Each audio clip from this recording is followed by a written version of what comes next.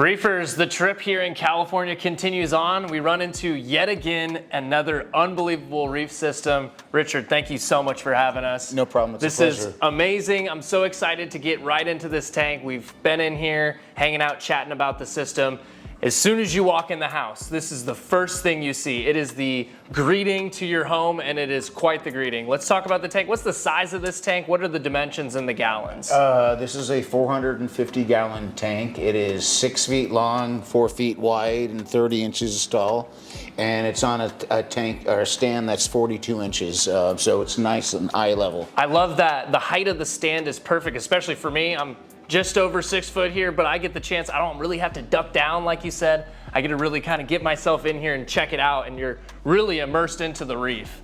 I love it's also a peninsula too. Was that always the goal? You wanted to set up a peninsula here? Yeah, well, it's glass. I wanted to be able to view as many sides as possible. Right. And it was actually originally going to be an in-wall, and I'm like, this room is so big, I need to do something different. And this is where it ended up, and it's been a challenge and a long way, but really happy with it. How old is this tank now? This tank has been running probably about 8 years now. Wow, a nice and mature system. Obviously some insanely good microbiome in here. Let's talk about some of the animals we have in the tank. You've got some fish in here that have really struck our interest right away. Me and Frank got excited. There's a specific clownfish. Let's talk a little bit about that clownfish, and then we'll go into the rest of your fish. Yeah, no, he is a weird one that got as a trade show for a Reefapalooza years ago as a pair, and unfortunately now there's only one left. But it's a beautiful, just very unique marking of a Clarkie clownfish that is very neat. I like your group of tangs too. You've got a nice selection of a bunch of blue colored tangs. You've got the hippo tangs, you've got the powder blue, and then that Atlantic blue tang is striking. What a beautiful fish. Just beautiful, and you don't see a lot of those too often at all. You don't. We've made the trip around this weekend, hit up a bunch of tanks here in Cali. That's the first one we've seen in a reef system, so really nice to see. Let's talk about some of the coral. What was the goal for the system? Were you hoping for a overall mixed reef tank? Or I see a lot of SPS in this system. Were you hoping to maybe stay mainly SPS dominated? Yeah, I always wanted to do an SPS dominant tank, but you know, as you do that or you have failures, you start going, well, let's just try this coral and that coral. And it was a point like why this leather is here. I couldn't keep a coral in there for a long time, and that was one of the corals that actually I put in, and it started to show life, you know. And now it's like I can look at it and see when something's off a little bit. You know, not the kind of a canary in a coal mine for you. Yeah, but you know, the LPS definitely adds some color as well. But I like sticks. You know, the colors, they don't grow as fast. A nice challenge too, gives you something really to strive for in a reef tank. I know Kevin, Top Shelf in general, we love sticks over there. Kevin's big into them, so seeing the challenge for sure and trying to strive for those amazing colors is always really cool. Let's also talk about, like you said, you've got some bigger LPS pieces, a lot of bigger colonies of some LPS, right? You got some big Lobo in the front, hammers, and then you also said you had a torch that did some spawning at one point. Yeah, I have some Aussie gold torches that are kind of hidden in the rocks and some on the other side that did just a crazy spawning, and then it spawned again. Where 3 different years I had little babies that was just attached on the rock, and I was always trying to chisel them off to see if I could get it on a plug. You end up killing them. The tissue is just too soft. And now it's just kind of just leave them where they're at and just let them grow. But so pretty neat. A bunch of spawning activity. You said off camera that you saw the chromis were doing some spawning too. It seems chromies, yeah, were spawning over there on the rocks. So you know, it's like another benefit of a big tank. You know. Yeah, absolutely. I think the big tank in general, how mature it is really showcased. You know, you've got corals that are spawning. You've got fish that are spawning too. You also said that you had created almost a spreadsheet, a list of all the different corals you went through and saw in here. What was the number you ended up hitting at that point? I believe it was 77 different species of Racropora throughout the tank. You know, and it was more just to kind of see what I had. All right. You know, let's start cataloging some of this, and it might be down 1 or 2 now, but it's It's a lot, you know, all from frags. You know, there's maybe 1 or 2 wild pieces in there, but generally all this has all been tank race frags, you know, from people like your shop or others, you know, or meeting a guy in front of a 7-Eleven, you right. know, and picking up a styrofoam cup, you know, but all just frags. You know, here and there have been lost, but there are nice corals in there, but none of them are uber special or anything like that. Like, to me, more of those are going to be the potential in a year or 2 from now. And I think personally this tank has some crazy potential for what's to come in the next year or so. I mean, you have a ton of room for all this SPS to really start reaching out, but honestly, whether it be, you know, and you said it too, you know, reef your way, right? Like, pick things that you really like, and I think what you've picked out and what you have going on in this reef system is beautiful. I'm extremely excited, and I hope I get the chance to come back here down the line and see how it develops for sure. Always welcome. Thank you, I Always appreciate welcome. that. But yeah, this is a project in the making, you know, and it's just a slow and steady project. The gear in the tank also is insane. You showed us earlier. I'm going to overlay a bunch of shots. We'll talk about that room. You showcased basically what is every man reefer's dream, is that little man cave you get to hang out in. You've got frag tanks, you've got the sump system, you've got a bunch of awesome stuff set up in that little area. Let's talk about how you ended up taking the plumbing and everything offline here from the direct tank and then over to that other side room.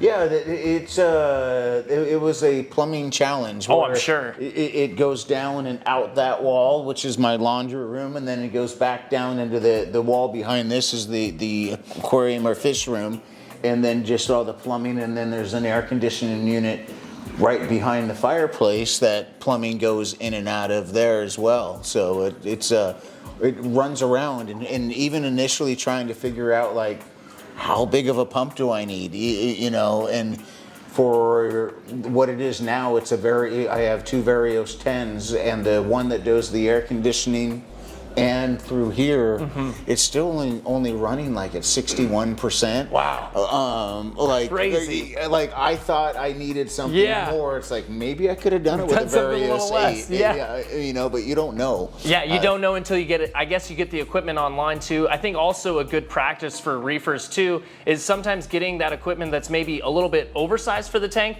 but then you don't need to run it at 100%, right? You don't beat the pump up or beat all the equipment up to try and maintain that 100% number. Yeah, it's a good idea. You said too, the HYDROS setup, you've got a huge HYDROS collection, right? You work closely with HYDROS. I do. Let's talk about the HYDROS setup. We love HYDROS over at Top Shelf. We've seen you guys doing some absolutely amazing stuff over there. The innovation, obviously with the Maven here coming soon. We're all excited about it. Let's talk about what you did for your own HYDROS collection. Oh man, I have everything HYDROS and under the sun here, from monitoring my TDS, my RODI system, to I think 3 different wave engines, 2 Control 4s, I think a couple XP8s, but I have 10 devices. So it's a big brain, you know, and redundancy, and it works. And I'm not saying this as a CoralView employee or a HYDROS employee. As a hobbyist, this stuff just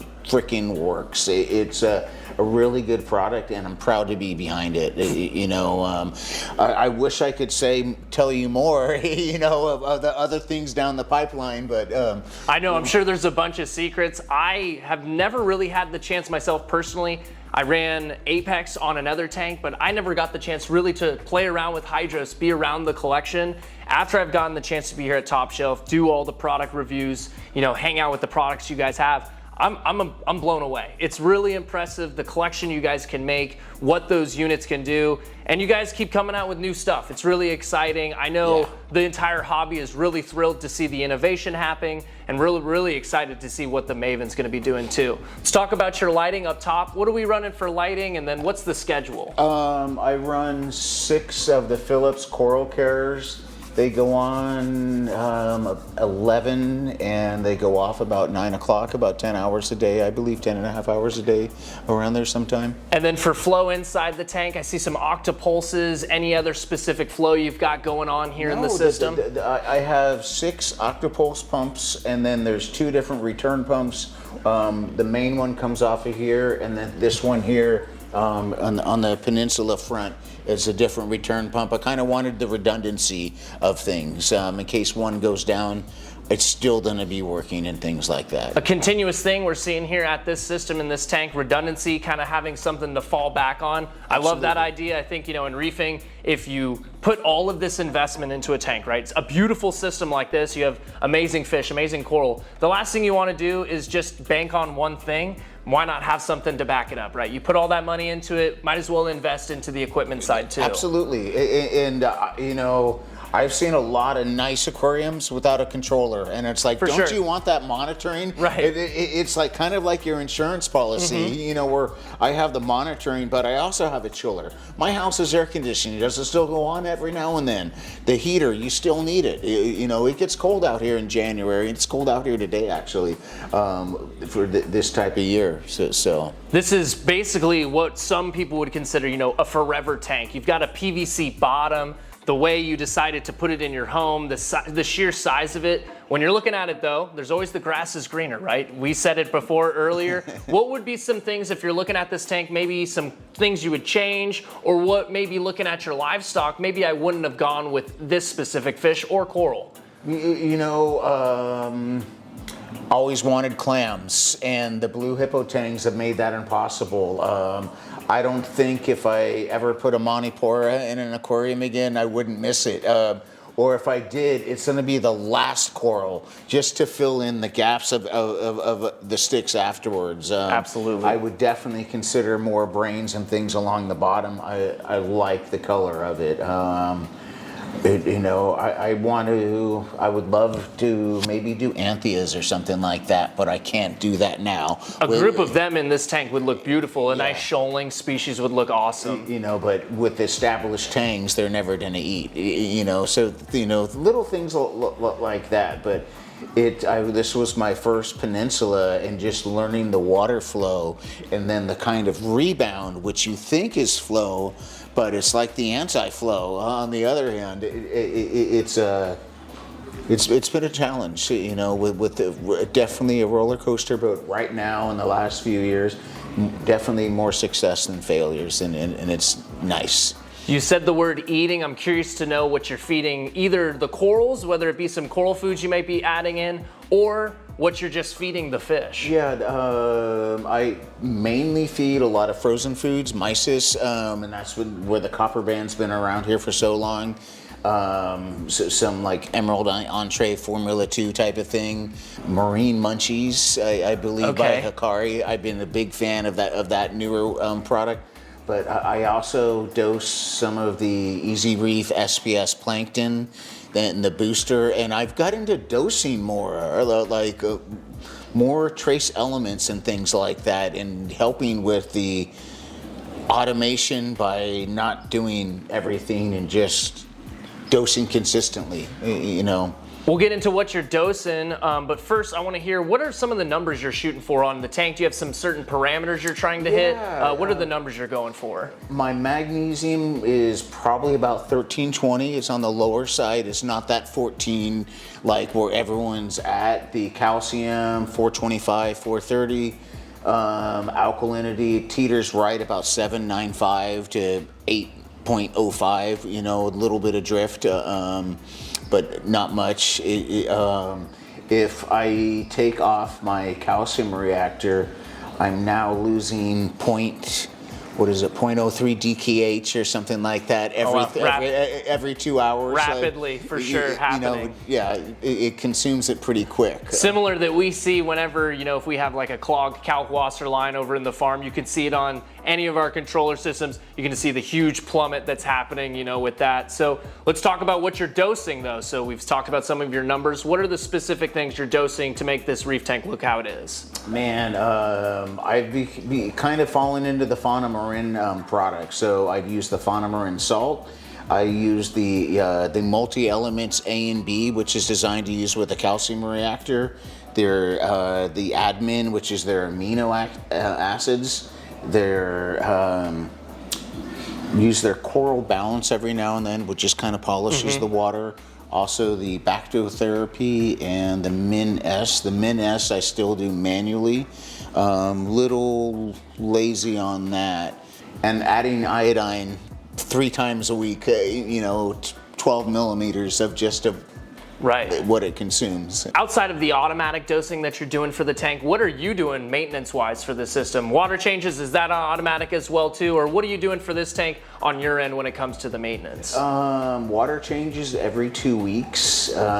Something that I do more now is I probably vacuum out my sump probably every 3 months now, and realizing that is the dustbin of my aquarium. That's where it's collecting all that detritus. And when I pull that water out and into the trash can, it is just a brownish green water. And I'm like, and I walk out here, I'm like, it's clean, but I'm definitely doing that more as opposed to vacuuming in the sand or something like that. But usually it's like, okay, it's water change time. There's always something different to do. Let's clean the pumps this time.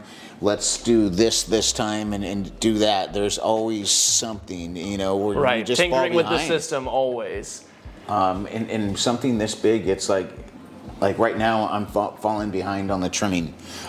Things are growing into each other and killing other corals, and that's not what I want because the corals that are killing are the more important ones to me. Of course, always. What salt are you using for the tank? When it comes to your water changes, what's the salt that you're using? I'm using the Fauna Marin. The Fauna Marin too as well. Okay, so you're maintaining, kind of staying within those dosing things and the Fauna Marin salt? Yeah, I'm kind of staying with the same line for then I can see if I'm having issues, something's out of whack. It's just a little easier to do it instead of using one brand for this and then using the other brand of calcium. They might have trace elements that's added and it could be causing this, so I kind of like just sticking with one brand of things. You made a really great point just earlier talking about, vacuuming out your sump. I think that's something people forget and tend to not think about is that area below that we never see is a really big detritus, like you said, dustpan. So getting in there and cleaning is a great place to start if you're looking at trying to get rid of some nitrates, phosphates, big ol', some of those bad numbers. That's a really good place to start. Yeah. I ask everyone whenever I come into their home, again, thank you so much for having us. I ask them if you had to give a piece of advice to any new reef keeper or a reef keeper that's looking to get into the hobby, what would you offer them up and what would you say to them? Patience, very, very patience. And then, if you're really new and someone's giving you advice, let's see their aquarium before you really agree with their advice, because they could just be sending you down a dark pathway or if the advice seems really wrong. But there are so many ways to get to success. I can't tell you mine is better than yours or anything like that.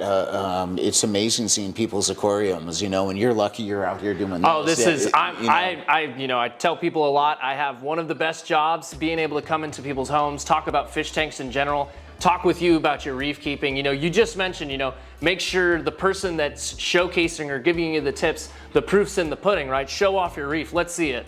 This is an awesome example. I would take any advice from you, Richard. This has been an amazing time. Thank you so much for letting us come by. I know we might be having a little bit of dinner here soon. I think it's time that we have a beer too, but I want to say thank you to everyone that's tuned in. If you guys have any questions for Richard on his tank, or if you have some points that you want to make about your favorite part about the system, let us know. If you guys have hung out all the way till the end, I want to say thank you so much. Be sure to like, subscribe, and hit the bell notification so you don't miss out on any future uploads.